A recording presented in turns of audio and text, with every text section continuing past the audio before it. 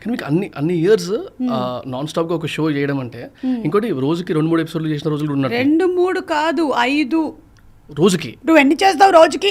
నేనైతే ఒకటే చేస్తాక అన్నీ అయితే నాతో అమ్మో. ఈ ఒకటి చేయడానికి మీరు ముందు వెనకాల చాలా ప్రిపరేషన్స్ చేస్తున్నారు కదా.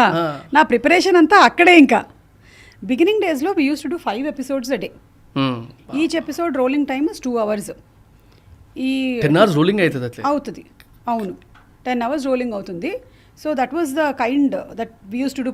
ఫస్ట్ ఎండ్ చేసేటప్పుడు కూడా 4 episodes a day. ఆఫ్టర్నూన్ లోపల 2, ఆఫ్టర్నూన్ తర్వాత 2. ఇది చెయ్యాలి అంటే ఒక మిలిటరీ డిసిప్లిన్లో ఉండాలన్నమాట. 4 episodes 5 episodes ఎట్లా చేస్తారు అంత కన్సిస్టెంట్గా, అంత ఎనర్జీతోనే? అంటే ఇదంతా ఒక ఎత్తు.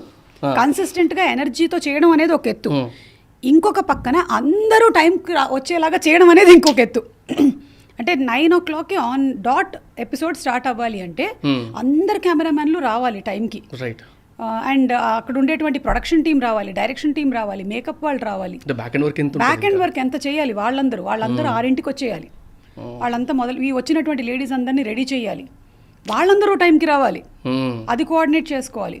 ఇది అయిపోయిందా, పోనీ అయిపోయిందని అనుకోవడానికి లేదు. సెకండ్ ఎపిసోడ్కి మళ్ళీ ఆ లేడీస్ అందరూ టైంకి రావాలి. రైట్.